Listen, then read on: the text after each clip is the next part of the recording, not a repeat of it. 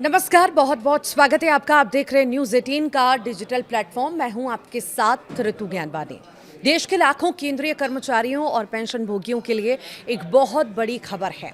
पिछले काफ़ी समय से सोशल मीडिया और कर्मचारी यूनियनों के बीच एक ही चर्चा सबसे तेज थी।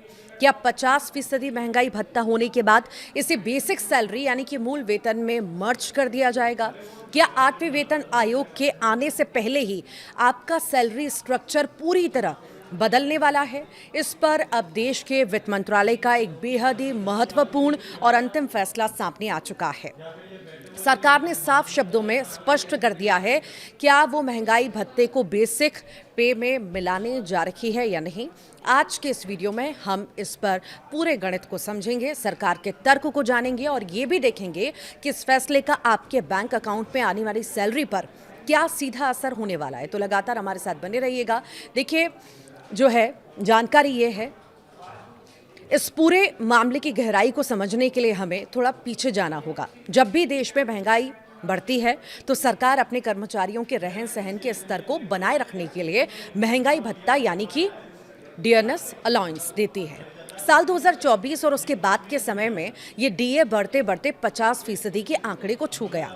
अब नियम और पुराने वेतन आयोगों के इतिहास को देखें तो जब भी महंगाई भत्ता 50% तक पहुंचता था तो उसे मूल वेतन यानी बेसिक पे में जोड़ दिया जाता था।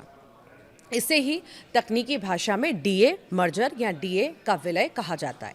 कर्मचारी संगठनों और यूनियनों का तर्क था कि चूंकि महंगाई रिकॉर्ड स्तर पर है, इसीलिए 50% होते ही इसे तुरंत जो है बेसिक सैलरी का हिस्सा बना देना चाहिए। इससे कर्मचारियों का प्रोविडेंट फंड, ग्रेच्युटी और बाकी भत्ते अपने आप बढ़ जाते हैं। और इसी मांग को लेकर कई हफ्तों से वित्त मंत्रालय को ज्ञापन सौंपे जा रहे थे, लेकिन अब इस पूरी बहस पर पूरी तरह से विराम लग चुका है। वित्त मंत्रालय ने केंद्रीय कर्मचारियों की इस मांग को फिलहाल सिरे से खारिज कर दिया है। सरकार ने बेहद साफ और कड़े शब्दों में स्पष्ट किया कि फिलहाल अलग से किसी भी प्रकार के डीए मर्जर की कोई भी तैयारी नहीं है।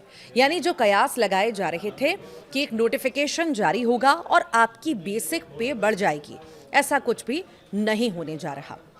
सरकार का कहना है कि 7वें वेतन आयोग की सिफारिशों में ऐसा कोई ऑटोमेटिक नियम नहीं था कि 50% डीए होते ही उसे मर्ज करना ही पड़ेगा। सरकार के इस आधिकारिक बयान ने उन लाखों कर्मचारियों को बड़ा झटका दिया है जो इस महीने से अपनी सैलरी में एक बड़े बम्पर उछाल की उम्मीद लगाए बैठे थे। अब सवाल ये उठता है कि सरकार ने ऐसा फैसला क्यों लिया और इसके पीछे पूरी तरह से आर्थिक समीकरण काम कर रहे हैं। अगर सरकार 50% महंगाई भत्ते को बेसिक पे में मर्ज कर देती तो सरकार के खजाने पर अचानक से अरबों खरबों रुपयों का अतिरिक्त बोझ आ जाता। जब बेसिक पे बढ़ती है तो केवल टेक होम सैलरी नहीं बढ़ती बल्कि कर्मचारियों का पीएफ कंट्रीब्यूशन बढ़ जाता है, जिसमें सरकार को भी अपना हिस्सा बढ़ाना पड़ता है। रिटायर होने वाले कर्मचारियों की ग्रेच्युटी और कम्यूटेशन की रकम भी भारी बढ़ोतरी इसमें भी होती है। और सबसे बड़ी बात, देश के करीब 50 लाख से ज़्यादा पेंशन भोगियों की मासिक पेंशन का बेस बदल जाता। मौजूदा वैश्विक आर्थिक परिस्थितियों और देश के बजटीय घाटों को संतुलित रखने के लिए वित्त मंत्रालय ने इस अतिरिक्त वित्तीय बोझ को उठाने से साफ इनकार कर दिया है। सरकार का मानना है कि महंगाई भत्ता समय समय पर बढ़ाया ही जा रहा है और इसीलिए अलग से मर्जर की कोई भी तार्किक जरूरत नहीं है। इस खबर का एक और महत्वपूर्ण पहलू है जो सीधे जुड़ा है 8वें वेतन आयोग से। आमतौर पर हर 10 साल में एक नया वेतन आयोग आता है। 7वां वेतन आयोग 2016 में लागू हुआ था और नियमों के मुताबिक 8वें वेतन आयोग को लेकर चर्चाएं अब बेहद तेज हैं। कर्मचारी संगठनों का मानना था कि अगर डीए का मर्जर अब हो जाता तो 8वें वेतन आयोग के गठन के समय कर्मचारियों की फिटमेंट फैक्टर की गणना एक ऊंचे बेस से होती। लेकिन अब जब सरकार ने कह दिया कि कोई अलग से मर्जर नहीं होगा तो इसका सीधा मतलब है कि अब सैलरी स्ट्रक्चर में जो भी बड़ा बदलाव होगा वो सीधे 8वें वेतन आयोग के जरिए ही होगा। सरकार अब बीच में कोई शॉर्टकट या तदर्थ फैसला जो है लेने के मूड में बिल्कुल भी नजर नहीं आ रही। यानी कर्मचारियों को अब अपनी बेसिक सैलरी को रिवाइज करवाने के लिए नए वेतन आयोग की सिफारिशों का ही इंतजार करना होगा। तो इस फैसले के बाद अब एक आम केंद्रीय कर्मचारी की जेब पर क्या असर पड़ेगा। तो देखिए, इसे आसान भाषा में समझ लीजिए। आपकी सैलरी जैसे ही आ रही थी वैसे ही आती रहेगी। आपका महंगाई भत्ता 50% या उससे ऊपर जो भी तय हुआ है वो आपकी मौजूदा बेसिक पे पर ही कैलकुलेट होकर आएगा।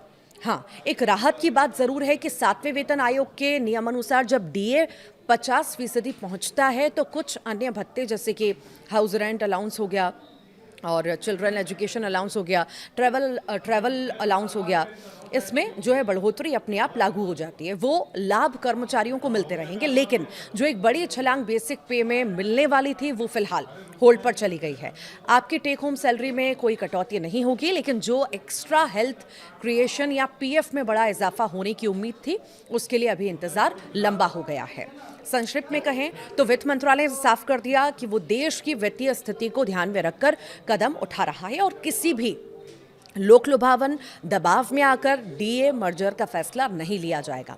अब सभी की नजरें इस बात पर टिकी हैं कि सरकार 8वें वेतन आयोग के गठन को लेकर कब आधिकारिक घोषणा करती है और इस पूरे फैसले पर आपकी क्या राय है। क्या सरकार का यह कदम सही है या कर्मचारियों की मांग जायज थी? हमें नीचे कमेंट बॉक्स में जरूर बताइएगा।